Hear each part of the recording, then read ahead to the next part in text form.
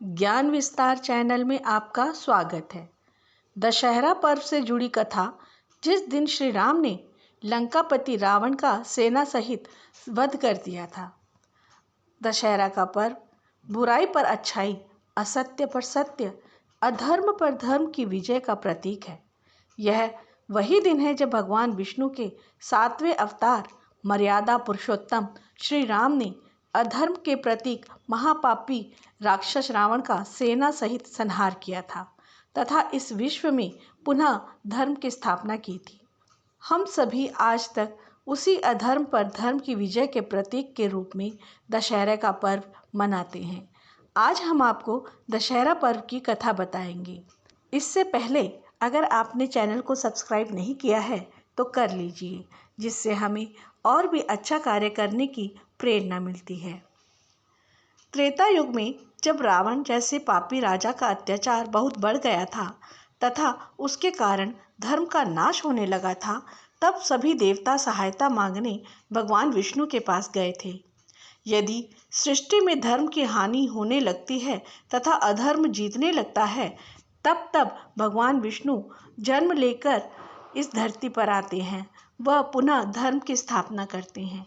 इसीलिए भगवान विष्णु ने अयोध्या के राजा दशरथ के घर पुत्र के रूप में जन्म लिया, जिनका नाम श्री राम था। महर्षि वशिष्ठ से उन्होंने शिक्षा ग्रहण की तथा उसके बाद पुनः अयोध्या आ गए। जब राजा दशरथ उनके राज्याभिषेक की तैयारी कर ही रहे थे, श्री राम की सौतेली माँ कैकेयी के षड्यंत्र के तहत उन्हें 14 वर्ष का वनवास दिलवा दिया गया। यह सब योजना के तहत हो रहा था, क्योंकि यदि भगवान श्री राम का वनवास नहीं मिलता तो रावण जैसे पापी का अंत भी नहीं हो पाता। 14 वर्ष का वनवास भी आवश्यक था, क्योंकि रावण की राक्षसों की सेना इतने वर्षों में बहुत बड़ी हो गई थी तथा भयंकर राक्षस भारत की धरती पर हर जगह फैल चुके थे। रावण का साम्राज्य समुद्र के उस पार लंका में था, लेकिन इधर भारत की भूमि पर भी उसके राक्षस रहा करते थे। इसीलिए 13 वर्षों तक श्री राम ने अपने छोटे भाई सहित एक एक करके इस ओर के सभी राक्षसों का वध कर दिया। वनवास के अंतिम वर्ष में भगवान की माया से ऐसी घटना घटी जिससे सीधा रावण को चुनौती दे डाली। रावण की बहन शूर्पणखा की नाक व एक कान लक्ष्मण के द्वारा काट दिए गए। यह बात जब रावण तक पहुंची तो वह उनसे सीधे युद्ध की बजाय धोखे से श्री राम की पत्नी सीता का हरण कर लंका ले गया। अब यह श्री राम को सीधी चुनौती थी। उन्होंने किष्किंधा के राजा बलि का वध करके उनके छोटे भाई सुग्रीव को वहां का राजा नियुक्त किया। अब सुग्रीव की सेना के साथ श्री राम ने लंका पर चढ़ाई शुरू कर दी। इसके लिए भारत की भूमि से लेकर लंका तक समुद्र पर 100 योजन लंबे सेतु का निर्माण किया गया, जो राम सेतु कहलाया। इस सेतु के द्वारा श्री राम सहित पूरी सेना लंका पहुंच गई। फिर भीषण युद्ध शुरू हुआ, जिसमें एक एक करके रावण के सभी पराक्रमी योद्धा, भाई, बंधु, पुत्र इत्यादि सभी मारे गए। अंत में केवल रावण बचा था। हालांकि उसका एक भाई विभीषण युद्ध से पहले ही श्री राम की सेना के साथ जा मिला था, जो बाद में लंका का राजा बना था।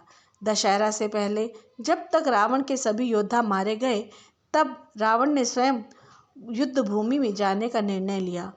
अश्विन मास की शुक्ल पक्ष की दशमी तिथि के दिन श्री राम व रावण के बीच भीषण युद्ध हुआ। इस युद्ध में श्री राम ने एक एक करके रावण के सभी 10 मस्तक काट डाले, जो कि बुराई के प्रतीक थे। अंत में श्री राम ने रावण की नाभि में स्थित अमृत को सुखा डाला तथा ब्रह्मास्त्र का अनुसंधान करके उस पापी का अंत कर दिया। श्री राम की अधर्म पर धर्म की इसी विजय के प्रतीक के रूप में हम सभी दशहरा पर्व मनाते हैं। इस दिन रावण, कुंभकर्ण व मेघनाथ के पुतलों को जलाया जाता है। लोग नए नए वस्त्र धारण करते हैं तथा अपने घर पर पकवान बनाते हैं। किसी भी शुभ कार्य की शुरुआत भी इसी दिन से हो सकती है। यह पर्व हमेशा हमें धर्म के मार्ग को अपनाने की प्रेरणा देता है। ये कथा जानकर आपको कैसी लगी, कमेंट बॉक्स में अवश्य बताएं।